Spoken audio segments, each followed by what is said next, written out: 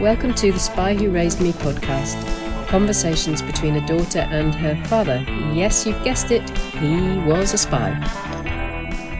My name's Iain Craigie and I'm here with my dad, Iain Craigie. We're recording this on Zoom in another wave of the COVID roller coaster, or Corona coaster as people call it.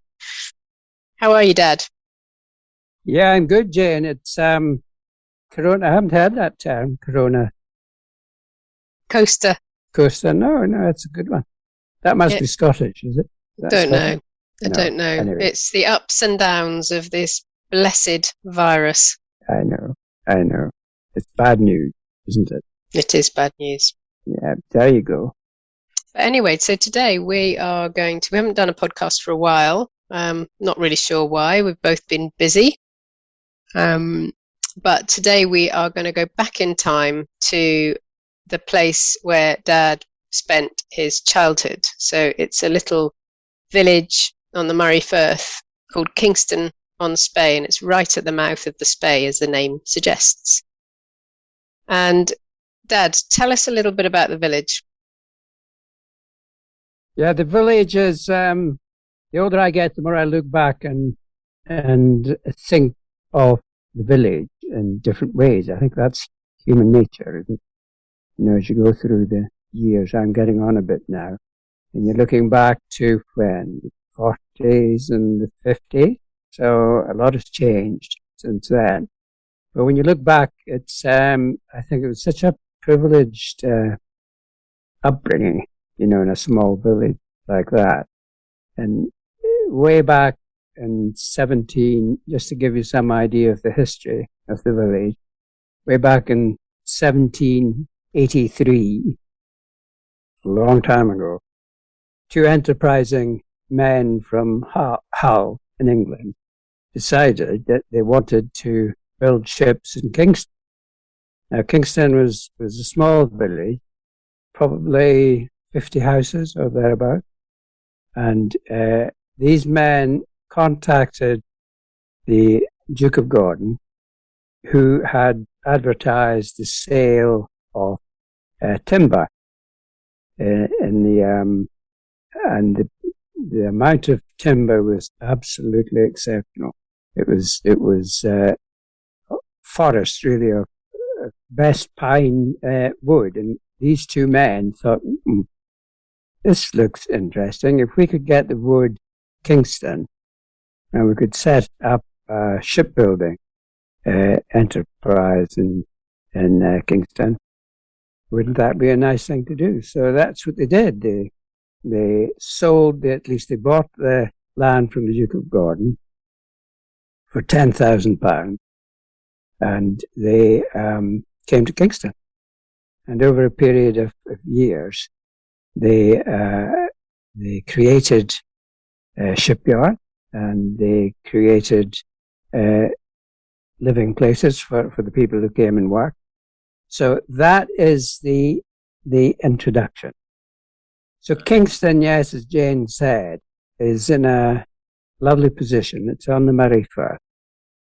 It has the Spey flowing into the east of the village, and it has a large shingle beach that you can see from the village, and it has the most gorgeous sea you ever saw. It's just so beautiful, and the nature going back to the 1940s, 1950s was unbelievable.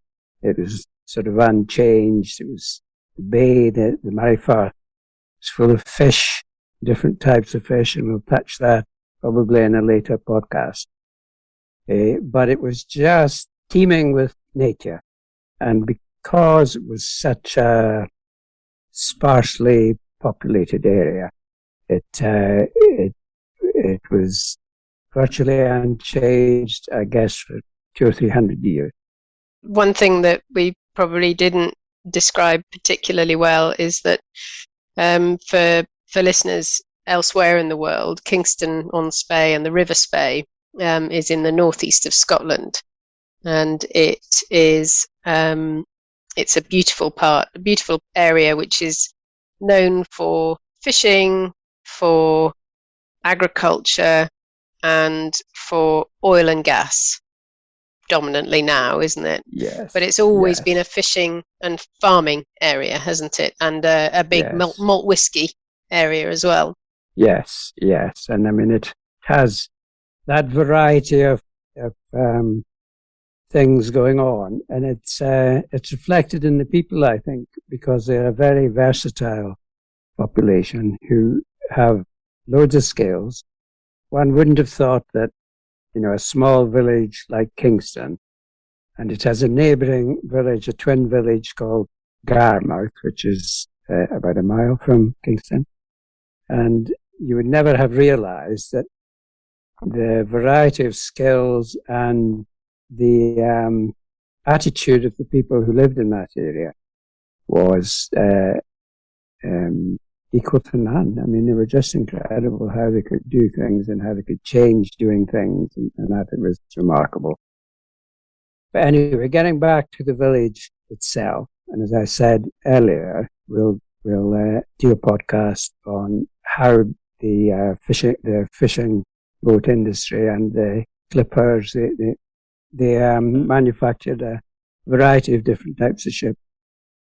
But the village itself had a unique setting, as I said earlier, quite close to the estuary of the Spey, which on a regular basis migrated westwards, and every probably 30 years a new estuary had to be dug.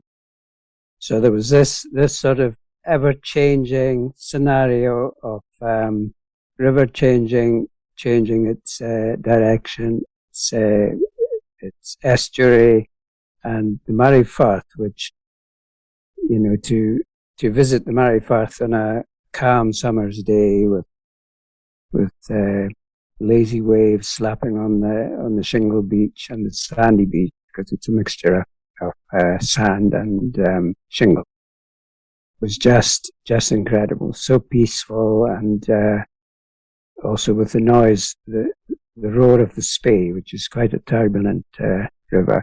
It was just amazing. But it's had another side, and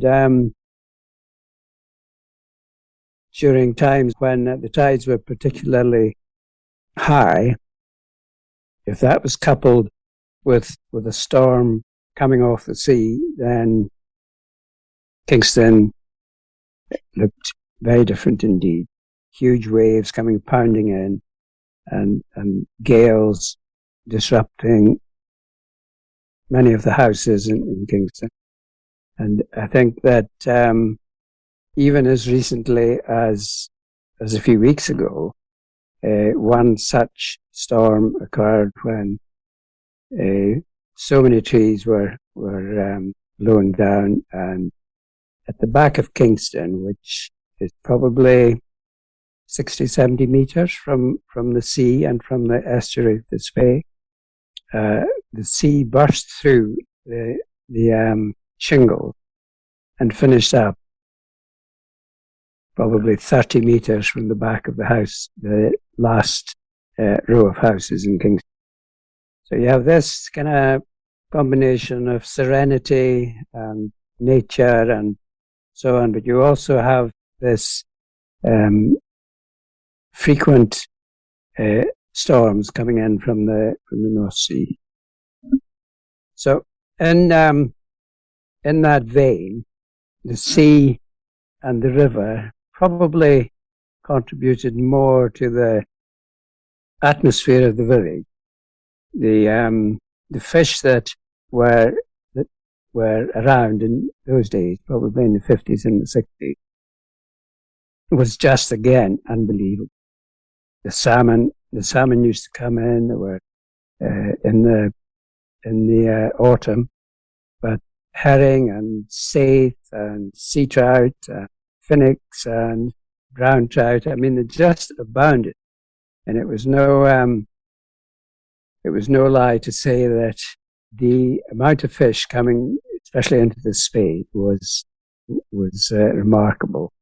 And way back in the 1700s, they had started farming the fish. So there were hundreds upon hundreds of people who lived in the village and neighbouring area, Garmouth, Kingston mainly. They had boats that used to work on the estuary of the Spey and further up, but mainly the estuary, netting salmon. And the number of salmon, the weight of salmon that they took out of the Spey was, you just can't believe it. And they had to think then of building ways or finding ways of preserving the salmon when they had been caught, because there were so many salmon. There were tons and tons of fish. So what they did was they built an ice house, or a number of ice houses, and during the winter they filled the ice houses full of snow and ice, and all the salmon were placed in those, and like a huge freezer, they lasted right through the year to the following autumn. So that all of that is part of the structure of the area. Have you seen that, Jane? Have you seen the ice house? And yeah, all the way. I haven't seen the one in Kingston, but all the way along this northeast coast, any big property had an ice house. So it was dug deep into a bank usually, and stone, and they would just, exactly what you said, that they would put snow into it. But the other thing that I heard, I think up at Duff House in Banff, they also used to import timber and other goods, and they used to take blocks of ice from Canada and places like that on these ships, and they would use that in the ice houses. Really, I didn't realize that. Well, that's something else, isn't it? Imagine, transporting these hauling huge, ice. Yes, for heaven's sake. But yeah, so that was broadly speaking the village, and over a period of tens of years, they continued with that until, I suppose, within the last 40 years, people have become sensitive to the fact that so many fish were being taken out of the Spey, and they've now curtailed the amounts of fish that can be taken. And I think the nets in most areas, there's probably a couple of estuaries where they still fish with nets, but certainly at Kingston in the Spey, it's no longer allowed. No, apparently on some of the rivers, and probably the Speys included, but I certainly know the Dee and the Don, which are further south in Aberdeenshire. The local fishing trusts have bought the rights for netting at the mouth of the river, so that they can, and they've employed scientists to look at why the fish stocks are going down so dramatically. Because there's a real problem in all of these rivers in the northeast of Scotland now in terms of salmon and also sea trout numbers. Mm-hmm. Yeah, that's interesting. So those days you talk about, we've never seen, certainly I've been living up here for nearly 20 years, and I've never seen volumes of fish anywhere near what you're describing. No, I mean, because we lived in the village, we had free permits, so all the inhabitants of Kingston and Garmouth, the twin village, could fish for free, and that was all the way along the beach. And Lossiemouth was the next town west of Kingston, which was 4 miles away, so we could fish all that beach. And also, I think it was the first 4 pools in the Spey, because it was quite big business further up the Spey towards Aberlour, where it was very expensive for people to get permission to fish on and so. But way back in the 50s, I guess, when we were fishing, I mean, we all had salmon rods and sea rods and spent half our time fishing. And they had the variety of fish was just remarkable.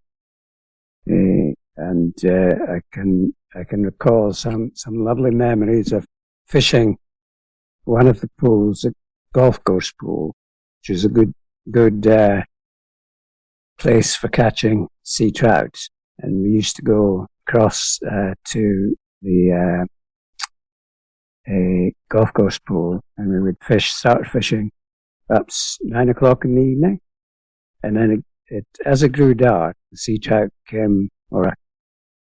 And sea trout are notorious for jumping high when they've taken the fly, because it's always fly you use. And you would, in the darkness, you'd be fishing away. All of a sudden, you'd hear this splash. And a few seconds later, the sea trout landing in the water, And it was happening. We could fish and get half a dozen sea trout of a night, and then go back in the morning and fry them up. And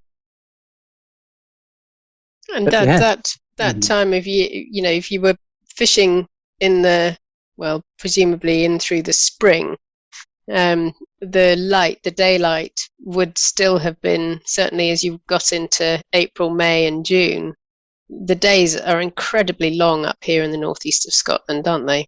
Yes, that's a good point. So you had much longer hours of daylight, as you say, compared with the south. But yeah, so that was good. And before I start describing Kingston, one of the, as a child, having spent, I was 15 years in Kingston, one of the great attractions was the burn, the stream that flowed through the village. I mean, you can imagine with all the young kids, no screens, no television. We used to congregate in the morning and just play in the barn, go across to the Spey or on the beach, and we had so much to do there.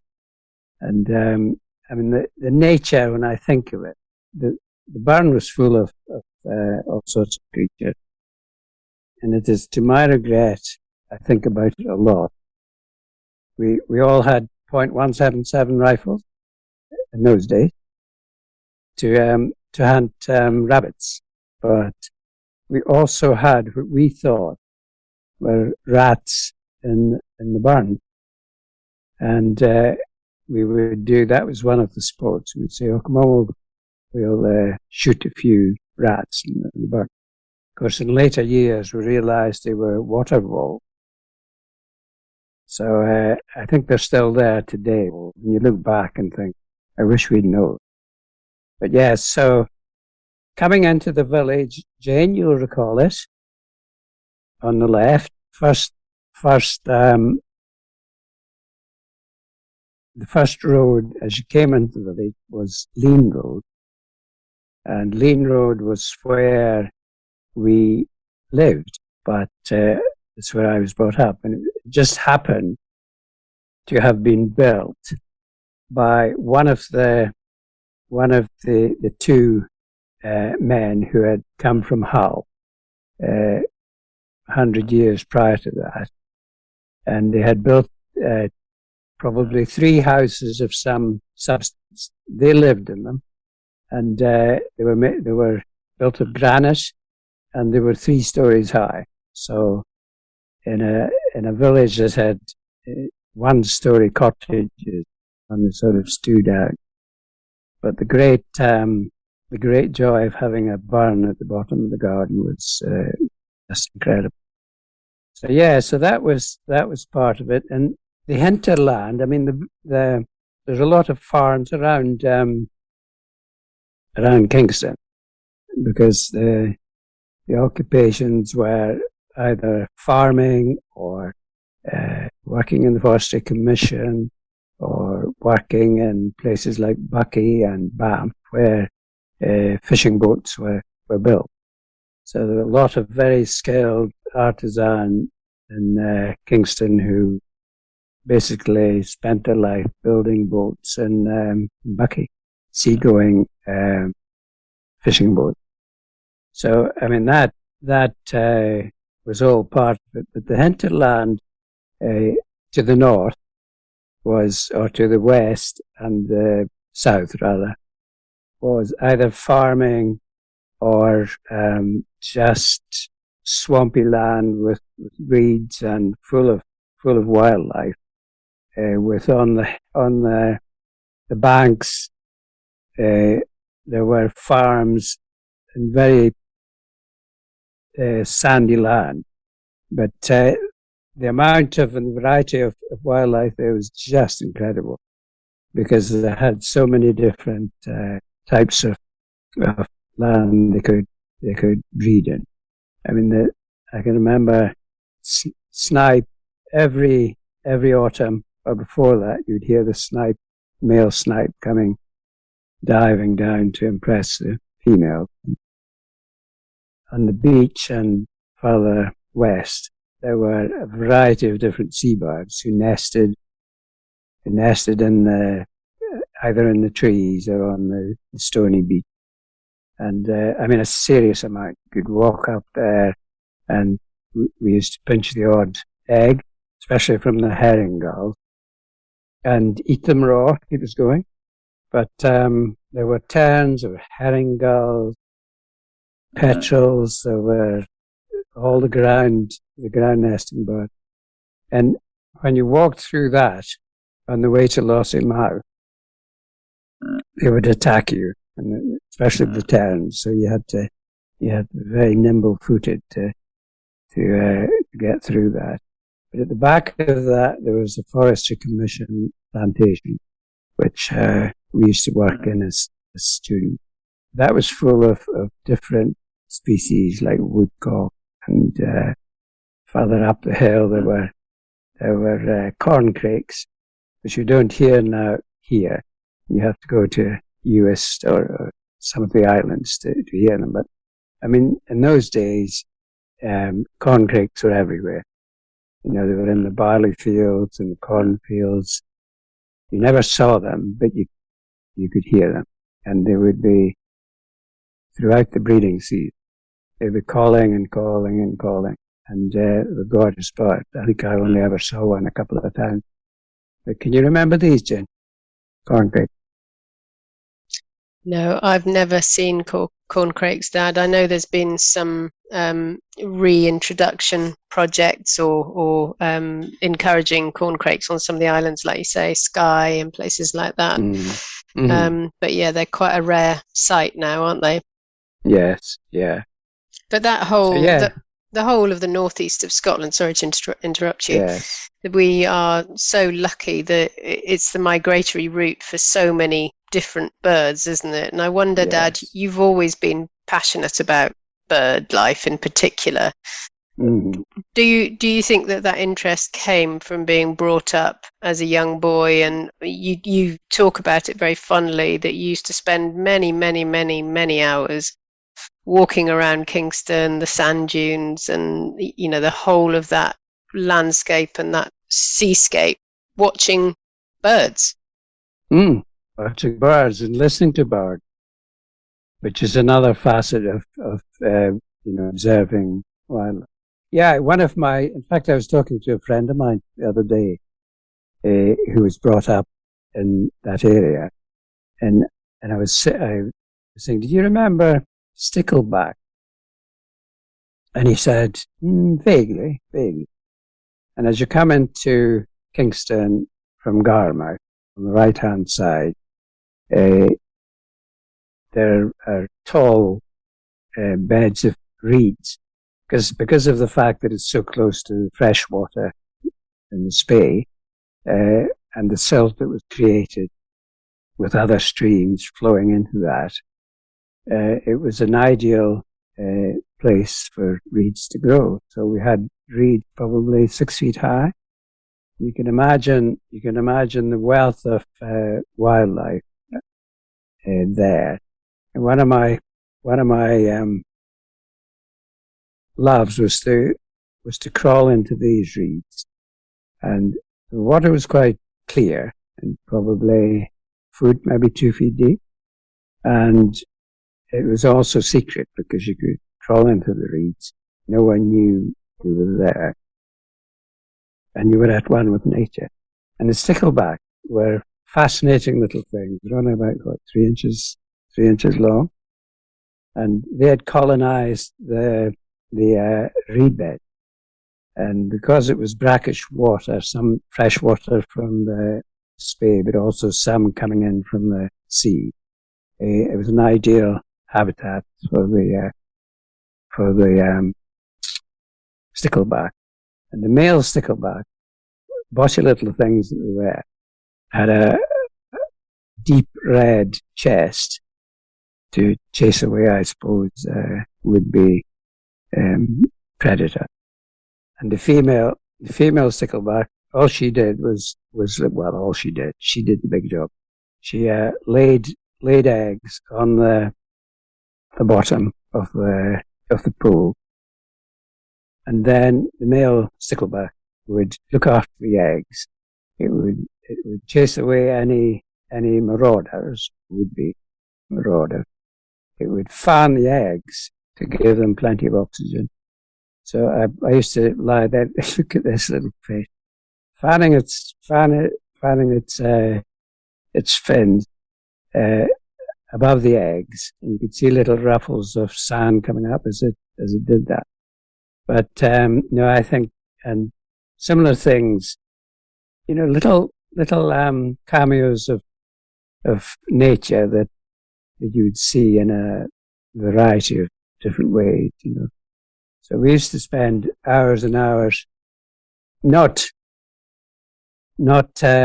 stealing eggs from some of the birds that were nesting in the area, but just watching, and trying to get some idea of what their habits were, what fed on, things like that. And over a period, I think it got seared on your mind set, and I think ever since, because of that background, I have a great affinity with nature, and it's if anything, as one gets older, it becomes more poignant than when you're young, because I think when you're young, you're not aware of perhaps the dangers for birds and fish and so on to breed successfully. So that is a great part of my life now, doing that. Jenny, you're very fond of that too. I am. I think having one of your parents who's passionate about it and always notices it, and I think one of the things that I see in you, which when you live in the countryside, it is easier to do, but a lot of people did it during the pandemic because everything quietened down, and that is to understand the rhythms of nature and of seasons. So often people, go through their lives at 100 miles an hour, and if you're living in a city, you don't see the sky as well, and you can't appreciate all of the things that you grew up with. But that is one of the things that I've learned from you, is to appreciate those rhythms of nature and to try and take some time to notice them, because you can feel and see so much if you enliven your senses to it. You can feel a cold front coming in. You can every morning when you wake up, you can sense a difference in the day, and it can be it can be all sorts of factors that change a day from one day to the other. But to notice those things is so important, isn't it? Yeah, it is. And another thing that people don't do so much in this modern world is listen. There's so much to be learned through listening to wildlife, to birds singing, to the different habits that they have, and the different seasons. The noise that trees make when it's windy, and things like that. I think if this project that we have with allotments and nature. I think one of the great things about doing something like that is getting children in particular to listen, and just sometimes just slow down, sit down, or lie down in a field and just listen. And you can pick up so much, and you feel part of the extended family, you can say, with nature. Because they, over a period, they'll accept your presence to some extent. I mean, they're always nervous because, human beings are not good news as far as nature is concerned. But and it's interesting to see that. And going back to Kingston, the nature and the complexity of it, diversity of it too. You learn such a lot about what now we complain about. Eels coming up in their hundreds, coming up the burn in the village, and they would make their way up to the swamps and that further away from the village. The water voles, there were little brown trout, and it was all part of the excitement of life. See things like that, and to run home and tell somebody that I've seen this and I've seen that. Very exciting. And Dad, so yeah, I was going to also ask you about we're talking about the past and observations about the past. And one of the things I can always remember about Kingston is the richness of people, and also commerce. Even in a tiny little village like that, even in my lifetime, I can remember 3 shops in that village, and now you go to Kingston, yes, there are no shops. Yes. It's changed a lot, hasn't it? Remarkably, and that is your timing there was just perfect, Jane, because I spoke to my sister, your auntie, in Florida. She lives in Florida. Yesterday, I think I mentioned to you, I didn't say I had spoken to her. So we're chatting away, and I was saying, do you remember the barn, Lynn? She said, yeah, I remember the barn. She's 11 years younger than I am. Yeah, I remember that. And what about the eels? Yeah, I remember the eels. And what about Kylie? And there was a pause, and she said, the shop. I said, yes, the shop.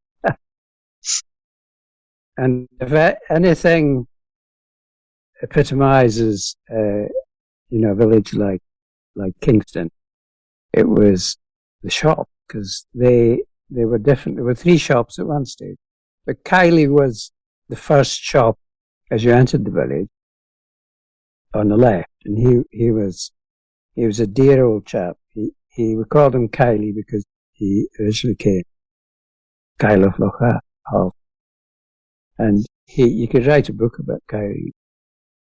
He was such an inoffensive man. He ran a shop, and your auntie, Lynn, we were talking to yesterday, she was falling off her chair laughing because I was saying, you remember Kyle? Oh yes, I remember Kyle. And I said, do you remember his wooden leg? I remember his wooden leg. And what about the shop? She said, yeah, I remember the shop. Yeah, I can remember he had cheese on the counter under a gauze frame thing.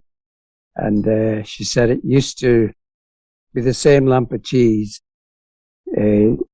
after a few weeks, and he would still lift up this gauze cage and hack off a piece of cheese if you wanted it. But he was an incredible man. He kept a cow, which he kept must have been about half a mile from the village. And my early memories of Kyle going up the burn side very slowly with his wooden leg, and he would walk all the way up to where he kept his cow. And it would take him half an hour to get up there. And he would get a hold of his cow and put a rope around its neck, and then he would walk all the way back to his place in the village. And he had a byre at the bottom of his garden and where the shop was. And he would get the cow in and he would milk it by hand. And I can always remember, it's a fond memory I have. He would sit on a stool. You can imagine him sitting down to milk a cow. His left leg, which was a wooden leg, would be splayed out underneath the cow's belly to the left. And he wore a cap with a brim, the old-fashioned. That would be turned round so that he could place his head on the cow's side and not disturb it too much with a hard brim. And he would just sit there and you'd hear this as he milked the cow. And then, having done that, he would fill up all the cans that we in the village had left on his doorstep. They were tin cans with a lid that fitted quite snugly. So if he needed milk, he would put the clean can on his doorstep the night before, and then he would fill up whatever cans were there. And so then 7 o'clock in the morning or something, parents would say, "Go and get the milk." So you would sprint down the main street and get this thing of milk and bring it back. But the thing about Kyle was he never complained. He was such a gentleman. And his living conditions were, they were not hygienic. And he would sit, some of us used to go and keep him company of an evening. And he had a tin plate. That was all. Tin plate, no other plate. He had a knife which he sharpened from time to time, and it was pointed because there was so little metal left on it that you can imagine a handle and a little diamond, a little triangle of metal. But he used to sit there and he would have a bit of loaf, cheese, maybe an onion, and he would just sit there and cut away at this and eat it. And on more than one occasion, a rat would pop up on his table. And he never used to do anything. He would just sit and watch this rat and get on with his food. And eventually the rat would disappear. But he, on one occasion, his grandson was staying for the weekend, and he was in a cot in one of the lower floor room, and there was a scream in the middle of the night. And Kylie said, "I didn't know what was happening," he said. And of course he slept upstairs with his wooden leg, by his bedside. He had to try and get downstairs, or either that or spend 5 minutes putting his wooden leg. But the little boy had been bitten by a rat on his forehead. And I was talking to you, Jane, saying I must try and contact Kylie's grandson, who lives in Kingston now. But I haven't succeeded yet, but I will, just to see what he remembers of that time. Or maybe if he's listening to this, he can get in touch. Yeah, exactly. And so that was all, but his shop was full. I was saying to Lynn, to exercise her memory, I was saying, "Well, can you remember he had in the shop?"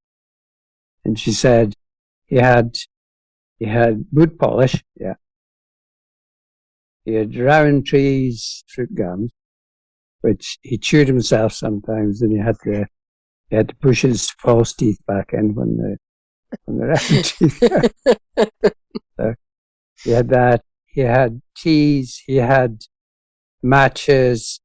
He had fly. The fly catchers, the ones that you unroll or pull out. He had all of these things, and his the doorbell on his shop had one of these sprung, the old-fashioned Victorian springs with a bell on the end. So he had that, but it was surprising how many things Lynn could remember. So I said, write down anything that you recall, because he was such an interesting old man. But those days, we always see in our lifetimes things going back to where they came. And now as we face climate change and all of us having to change our habits and be very conscious about what we do and what we waste and what we don't waste, buying local has become a big part of our lives now. Yeah. And back, what you're describing there is, although it may not have been the most hygienic shop, but that was the way of things back then. We didn't have the health and safety regulations that we do now. But most importantly, that little shop was a lifeline for all of the families that lived in the village. Yes. You relied on him, and he would stock anything that you needed. I know you told me a story once that he used to stock shoes and socks and all of those sorts of things that little corner stores used to stock. Yeah. And Lynn recalled an incident where my mother and her mother, Sissy, said she suffered from dementia, and she'd said to Lynn, I need a night dress. And I saw one in Kylie's shop. It was folded up on one of the shelves, you see. So she said, would you go down and get it? I want to buy the night dress. So off she went, and she said, I can remember quite clearly, bell goes and Kylie's tapping of his wooden leg from his kitchen at the back. And she said, I stood there and when he arrived at the counter, I said, oh, my mother wants to buy the night dress. And he said, oh, I'm sorry. He said, it's too late. He said, I had to use it on my beehives up in the field, keep them warm in the winter. So she didn't get it. It was probably flannelette as well, wasn't it? It was probably flannelette, exactly. So all interesting. Well, it is really lovely to reminisce on all of these things, because sharing your memories of that place for anybody who's been there or anybody who's interested in the northeast of Scotland, we should all be doing this, shouldn't we, Dad? Yeah, of course we should. It's almost it's therapeutic, isn't it? And I think the number of life is so fast at this point in time. You miss so much of the content of life, and sitting and talking about different things, it reminds you of how things were, not necessarily in a nostalgic sense, but that's how it was, and to get the feeling of how people lived in those times and how they survived. It was a question of surviving, I guess. Some of that is, I think it's so interesting. And how do you feel when you think back to those early years? Well, I was saying to somebody the other day, I feel privileged of having, lived in a village like that. But of course, at the time that you're there, you're so busy doing things, and fishing or going to school or walking the dog. All of those things are so intense when you're young that it's not until you can unravel some of those memories in later years that you feel the benefit of it. And I think it's for people who write autobiographies. And I think that's one of the charms of that. You can see into their life, in their mind, and the memories, and that's a very beautiful thing to be able to do. Yeah, it is. And if you think back to when you were brought up, you did mention it, there were no screens. Yeah. Photographs were a rarity because they were Hmm. complicated to take and they were Yes. expensive to process, and they were just bits of cardboard ultimately. So many families have have very few of those precious and particularly everyday memories. And I Yes. know we Yes. Googled Kylie's shop to try and find a photo of it, and Hmm. of course nobody, it'd be No. very unlikely that anybody ever took a photograph of the inside of that shop.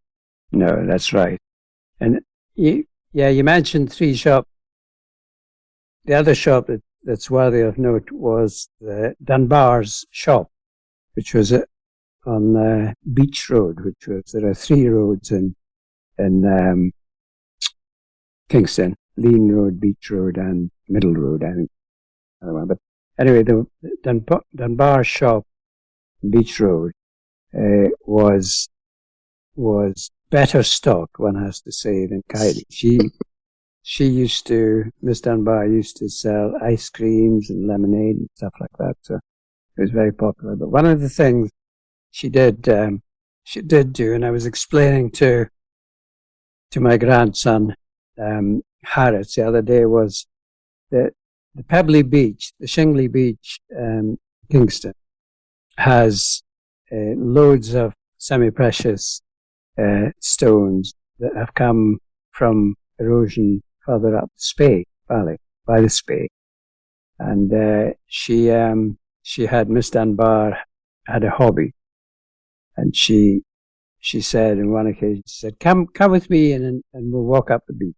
So we walked up the beach, and I'm saying, what is it you're looking for? She said, I'm looking for carnelian semi-precious stone. And I said, for God's sake, how can you find a piece of carnelian on a beach like this? It's absolutely covered in pebbles and shingle. She said, come with me and I'll show you how to do it.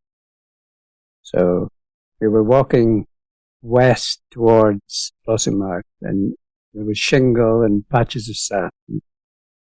And she said, you see the sun? There it is. I said, yeah, it's getting low in the sky. She said, right. You look at the shingle.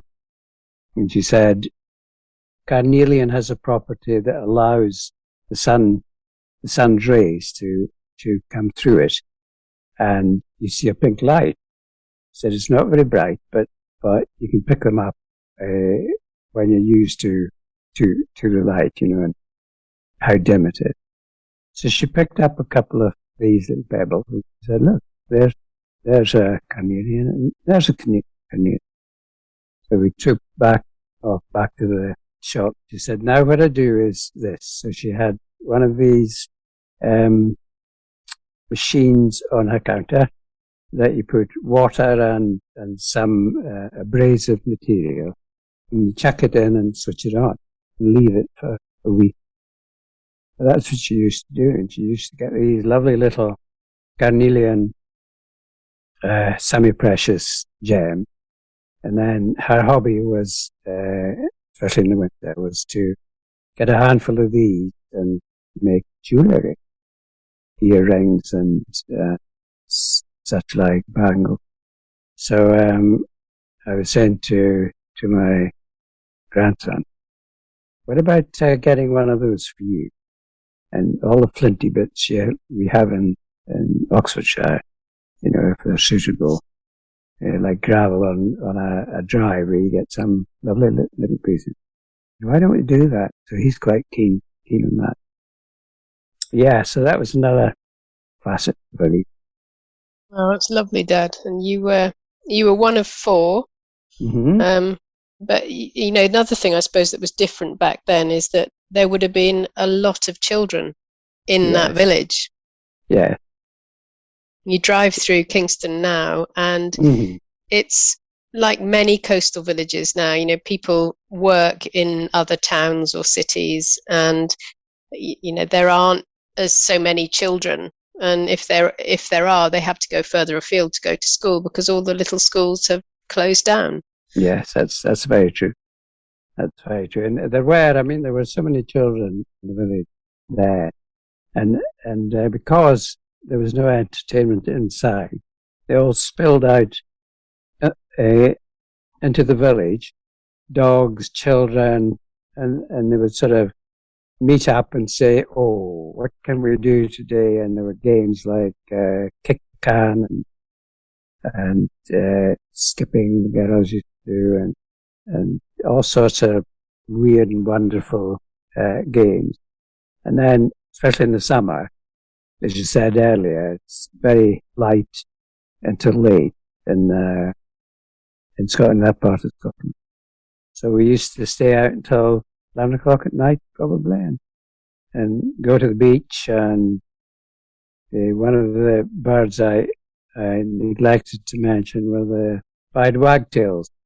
There were pied wagtails all along the beach, where branches had been thrown up on the beach, and where tin cans were rusting and just lying there, and they had colonized loads of these tin cans, and they made their nests in there and lived on the little insects and so on the beach. But the prize when looking for tin cans and nests was to find Brasso tins. Remember Brasso, Jane? Yeah. Brasso was a polish. Well, it had a little screw job that was usually difficult to undo. So we used to go and look for these, because one of the great excitement we used to have was on the seashore, beside the estuary of Spey. We used to get loads and loads of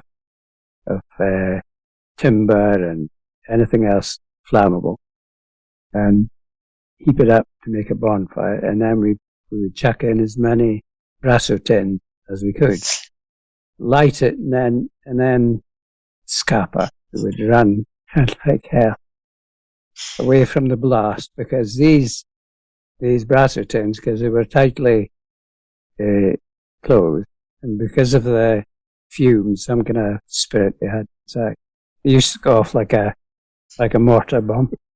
So as you ran back to the village, you'd hear these going bang, and then as the bonfire crept through the flammable stuff, you'd get another one, and two would go off. That was great fun. Then you'd go home and your mum would say, "Oh, Iain. Oh, Iain, shouldn't have done that," and disturb the neighbour. Yeah, no, that was a different life. But so Jenny sorry. No, I was just going to say, it's really lovely hearing about your early life, because it's a part of your life that the only way that I can delve into it is you reliving it by telling me, and also other people that are interested. And I know a lot of people have been listening to these podcasts and are asking us to do them a bit more regularly. So I think we need to make a commitment to do at least one every month. Yes, that would be good. And I think it, like you were saying, memories like that. I mean, we probably some of our relatives, like Uncle John, who died a few years ago, aged 100. I mean, he was he remembered so much about what went on in the early 1900s. So maybe we'll start something and get, it'd be nice to do things like that, encourage and, people to look at nature, for example, and more deeply, but also to look back on their early years, see what relevance there is to life in a pandemic like this, with all the pressures that people have, probably particularly the young people, to keep afloat and just feel mentally healthy. But yeah, the other thing I think, before we say cheerio, Dad, I think the other thing with this podcast is to encourage other people to do this, to speak to their mums and dads and and to record it, even if you don't put it out on a podcast. Yes. It's so important, isn't it, to know your parents' history, really, and it's little things. It's not just the big things. You've lived a very rich life all over the world. But these little things, these early parts of your life, help to fill in parts of the jigsaw that were before my time, about what has made you who you are, why are you so passionate about the things that you are. And listening to you today has given me such a it's a richer insight into you and your and your triggers, I suppose. And the exciting thing is, Jane, we can go and visit Kingston. Exactly. Well, we have recently, haven't we? When you were last up, we did go and visit Kingston, and some of your old friends are still there, which is really nice to be able to go and visit them. Yeah, exactly. So we'll do that. We'll make a plan for that when we're released from our bondage at the moment. Pandemic. Exactly. Seems to be going on for an eternity, doesn't it? Yes, it does. But we'll get through it, won't we? Everybody just think, well, we can do. I mean, I think a lot during the pandemic, a lot of people are doing things wouldn't otherwise have done. And that's. I agree, Dad. Yeah. I agree. Well, I think we did start this just before the pandemic, but not long before. Yeah. Yeah. So, right. Well, we're off now for Christmas. Yeah. So, I'm off for Christmas. So let's do another couple of podcasts over the next couple of weeks. Yeah. Okay. That's all right, Dad. So you'll be off for a cup of coffee and a mince pie now, no doubt. Have a coffee and a mince pie, and also a drop of Balvenie, which you sent me. Thank you very much. The Caribbean cask Balvenie, 14 years old. Oh, you'll like that. Just don't drink it all at once, Dad, otherwise you won't be recording anything. No, that's for sure. Right, Jenny, love you, and we'll talk probably Christmas Day. Yeah, love you, Dad. Yeah, love you too. Okay, bye. Bye. Bye-bye.